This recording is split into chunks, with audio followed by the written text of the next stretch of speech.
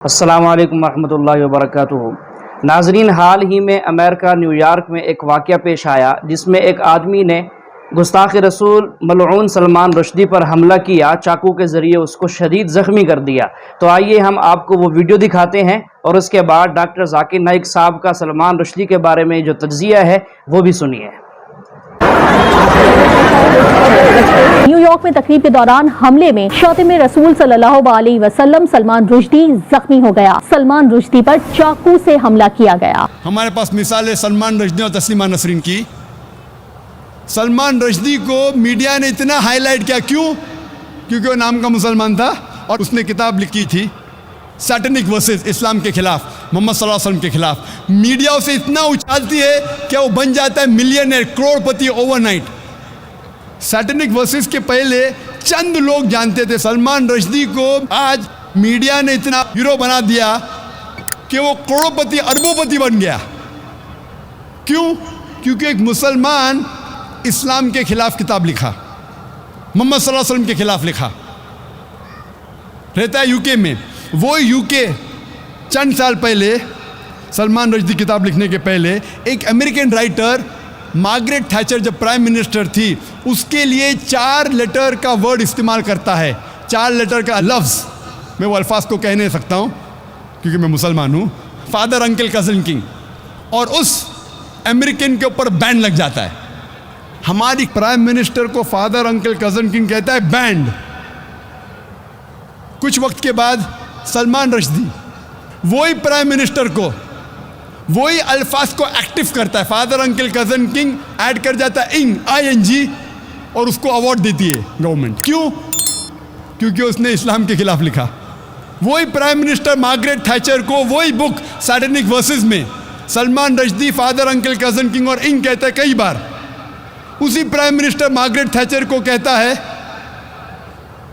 लफ्ज़ इस्तेमाल नहीं कर सकता हूँ मैं, कहता है फीमेल डॉग, कहता है कुत्ती, और उसे यूके गवर्नमेंट अवार्ड देती है नाइटहुड।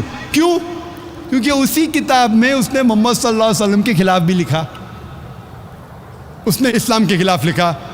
हमें मानना पड़ेगा उस वक्त इस हिंदुस्तान के प्रधानमंत्री थे राजीव गांधी।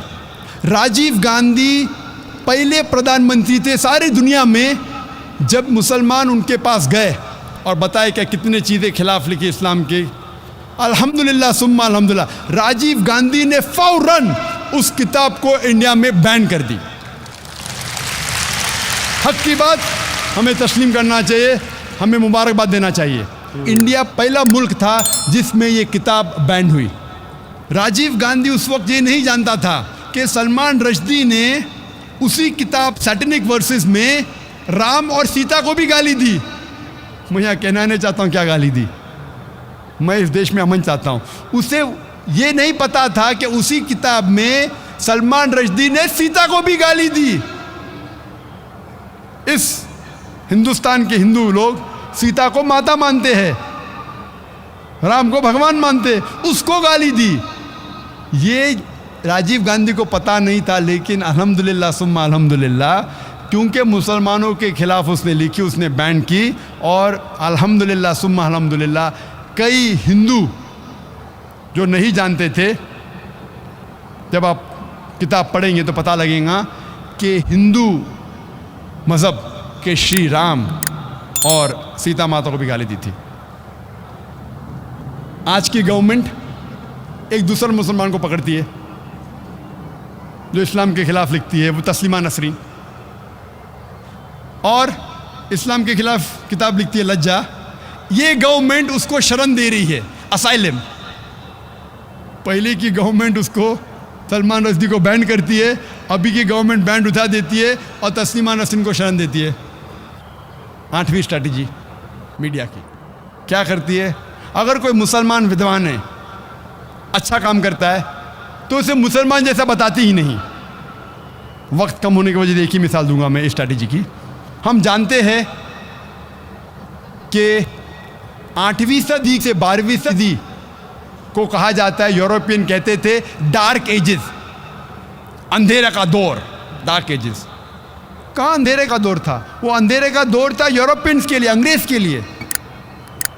मुसलमान जो अरब साइंटिस्ट थे, इतने कम तहकीक के बावजूद इतनी साइंटिफिक डिस्कवरीज कर चुके थे, दे वर ग्रेट।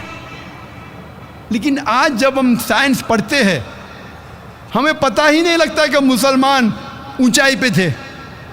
हम पढ़ते हमारे किताब में एरिस्टोटल ऑफ द ईस्ट, एविसीना। एविसीना अंग्रेज नाम लगता है ना, उसका असल नाम है अली इब्ने सीना। हम पढ़ते किताब में एविसीना, कौन समझेगा एविसीना मुसलमान था? हम पढ़ते हैं केमिस्ट्री के अंदर एक मशहूर साइंटिस्ट गेबर नहीं, ये जाबिर है, जाबिर इब्ने हय्यान।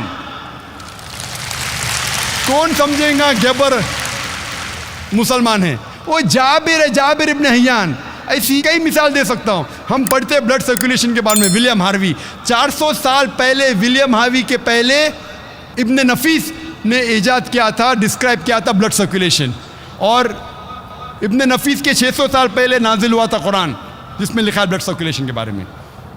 तो मीडिया क्या करती है? अगर मुसलमान विद्वान है, उसे छुपाने की कोशिश करती है कि वो मुसलमान है।